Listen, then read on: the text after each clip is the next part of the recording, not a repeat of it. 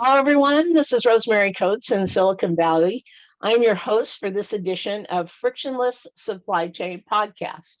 I am the executive director of the Reshoring Institute, where we help companies bring back or expand their manufacturing in the US. And I'm a contributing writer to Supply Chain Management Review.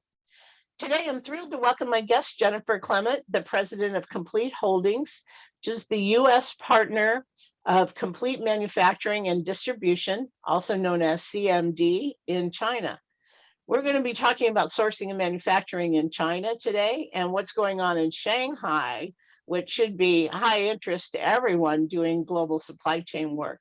So welcome, Jennifer. Thanks, Rosemary. Glad to be here. Yeah, can you let's start off and can you describe for us what CMD does and how you help your customers with global sourcing and manufacturing? Yeah, so we're an organization that's been around about 30 years, and we have about 100 team members on the ground in Asia, 3/4 of which are based in China, and the rest are dotted around Southeast Asia as the need for supply chains diversify. We handle lots of supply chain and manufacturing work. So our typical brand owner is a mid-sized company that not quite big enough to have their own in Asia operation, but rely on us fractional use for finding, verifying, and qualifying suppliers, managing on the ground quality, and then coordinating logistics. Okay, so quite a lot of services inside of China. And you used to live in China, is that right? Yeah, I sure did. So moved the family there from 2015 until 2019.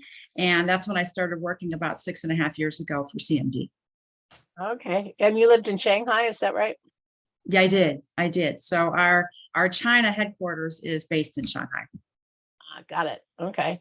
So Shanghai, wow, it's a hot spot these days. Let's talk a little bit about Shanghai and can you tell us what you know about it? Of course, they've been in lockdown for over 7 weeks now, and I understand they're starting to open up a little bit, but essentially they shut down the whole city for 6 weeks, including all the manufacturing plants and the ports and everything.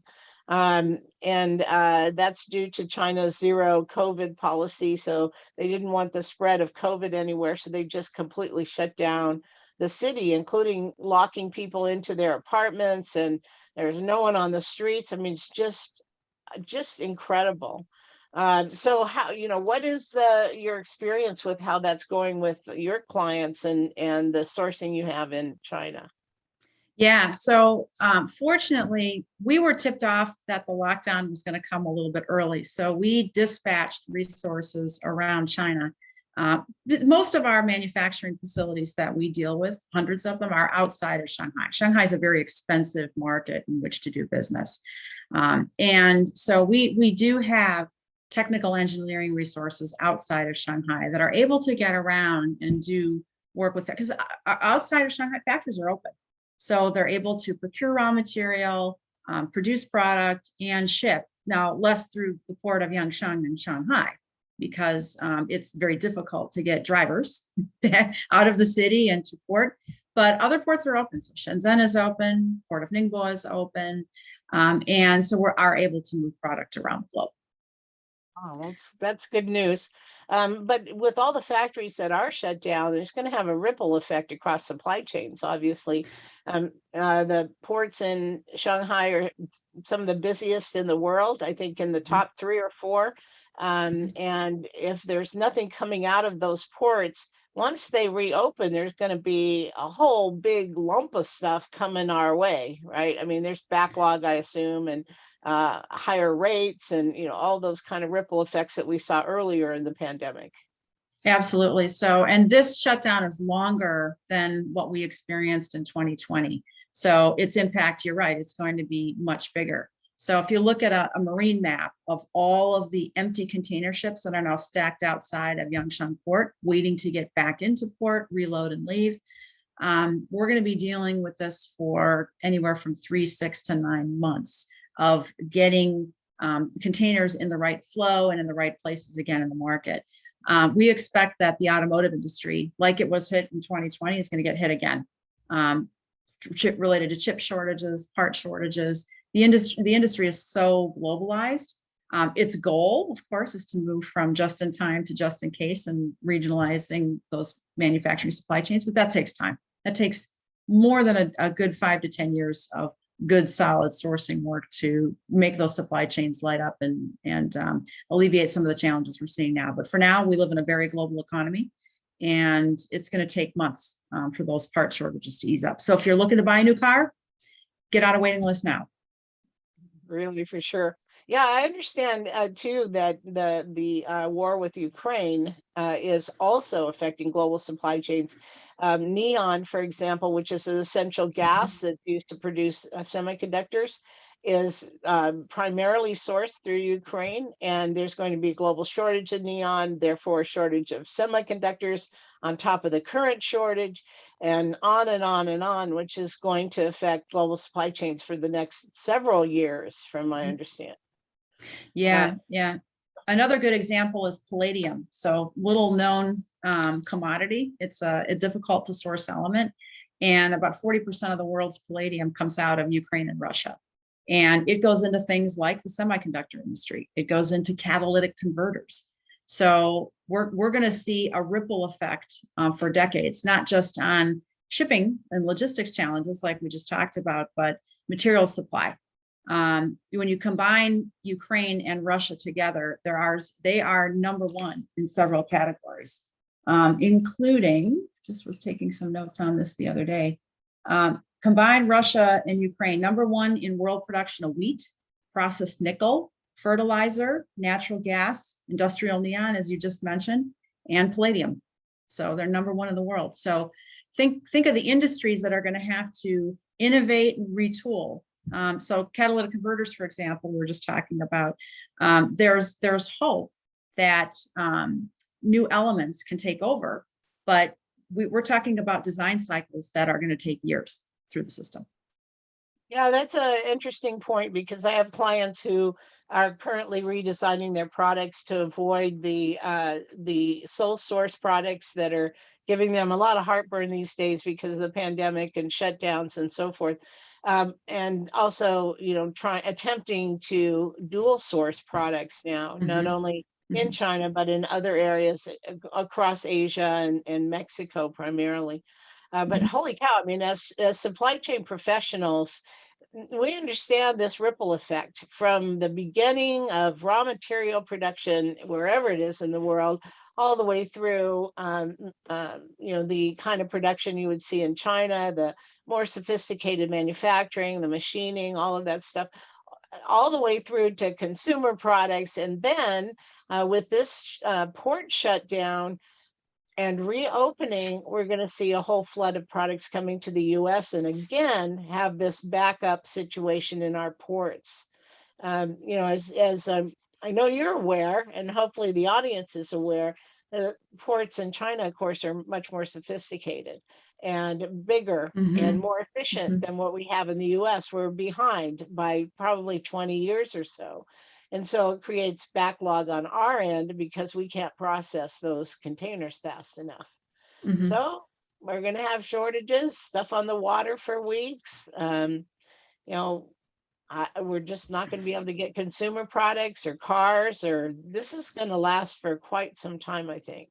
Yeah, no doubt, no doubt. One of the other interesting things we've been reading about in the last couple of weeks, Rosemary, is given what's happening in Russia and Ukraine and in China, we're also seeing demand rise in new products in current industries. So, for example, Europe has declared they really want to wind down their dependence on oil and gas from Russia. And to do that, they're going to have to shift the heating technology that they're using. So I was just reading this morning that the old inefficient oil and gas burners that are used to heat most of Europe, demand is going to go up. And in fact, the Biden administration is considering using the Defense Act to ramp up production of heat pumps, which uses electricity. We've got far more flexibility in the supply chain in Europe for electrical supply, solar, wind, green technologies, plus other means through nuclear that don't rely on natural gas. So the idea is we're going to see a whole generation of heating technology swapped out with actually an older technology, but at the end of the day, it's a more efficient technology than what we're using with current oil and gas systems to heat homes and businesses. So we're going to see demand rise, and factories having to shift and retool to meet the needs of some very different economies as the new world order changes.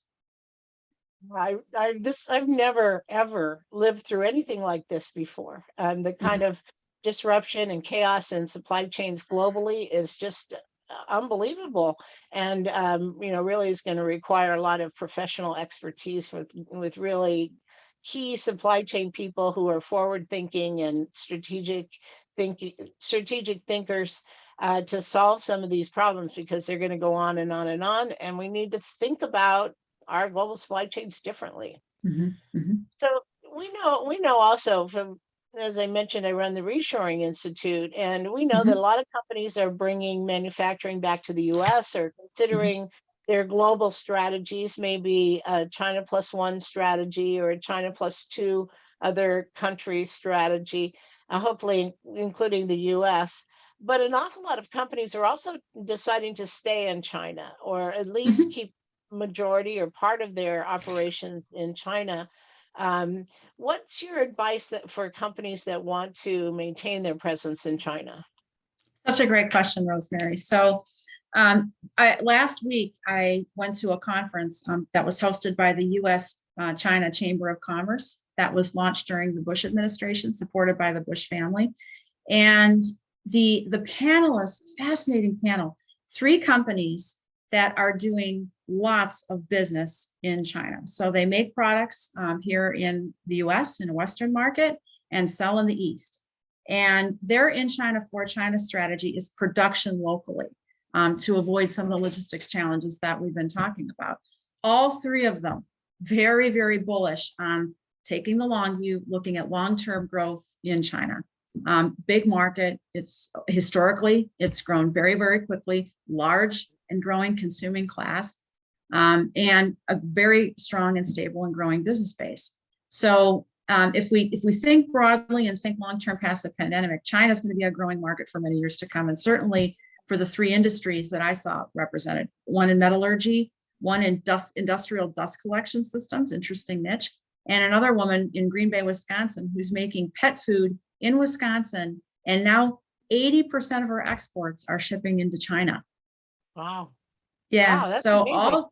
all 3 of these companies see China as a long-term growth strategy so in China for China production is strategic to their business. Now, for companies that are pure export, producing in China and then serving demand elsewhere, again, we're going to see slow change to regionalize those supply chains closer to where the customer is located, exactly as these 3 companies have done, and they're in China selling in China strategy.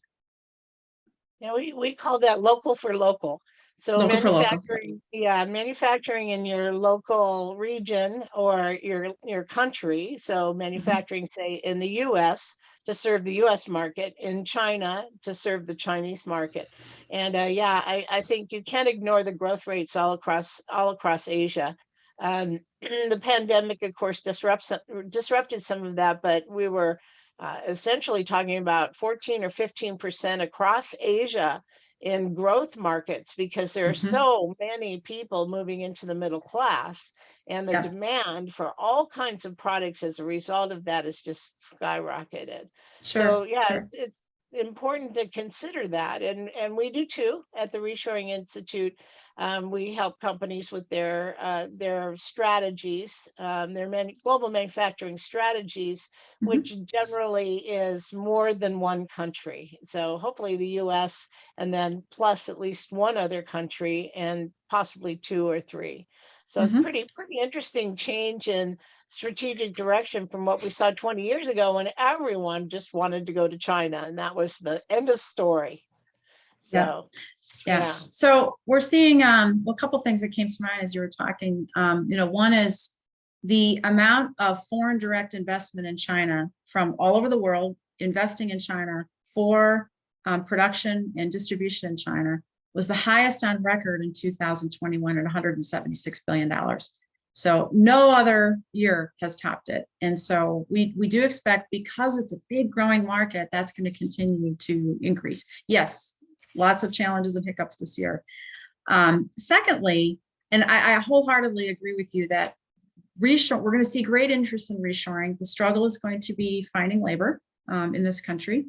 And there also will be challenged also with certain pieces and parts that are highly specialized, that are, for example, made in China, lighting assemblies. Shenzhen is and Guangdong, huge region for LED and creation of lighting systems.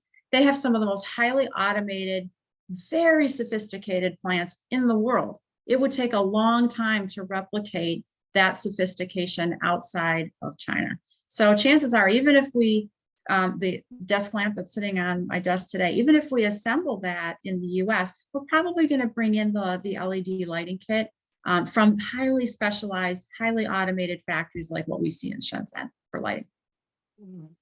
Yeah, for sure. So global supply chains are definitely integrated, and there's no stopping that. I mean, it's in some cases impossible to source everything domestically, and we shouldn't, I think, be thinking that way either. We're in the middle of a of global supply chain revolution, and I think we need to learn how to optimize that instead of simply saying we should manufacture here or there. Well, Jennifer, any closing thoughts today?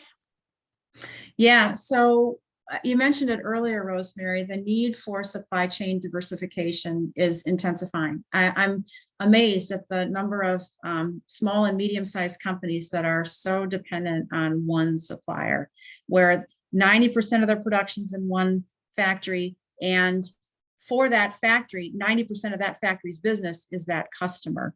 So all kinds of reasons why looking at it, as you said, an N+1 strategy is sound business. So, and that's certainly the kind of thing that we're in business to do now and well into the future. Thanks for the opportunity to participate today, Rosemary. I really appreciate it. Yeah, it was great. It was great. And clearing some things up about what's going on in Shanghai, I think, is helpful for a lot of companies that are doing China sourcing also. So thank you so much for joining us, Jennifer. Can you please give us your contact information? Yeah, feel free to reach me at jennifer.clement, CLEMENT @completemad, MAD for manufacturing and distribution.com. Great. Thank you so much. And you can listen to more podcasts on supply chain management reviews, the Frictionless Supply Chain, or wherever you get your podcasts. And you can reach me, Rosemary Coates, at rcoates@reshoringinstitute.org, and visit our website at www.reshoringinstitute.org, where we publish all of our research on manufacturing in America. And of course, visit Supply Chain Management Review online. Thank you. Have a great day.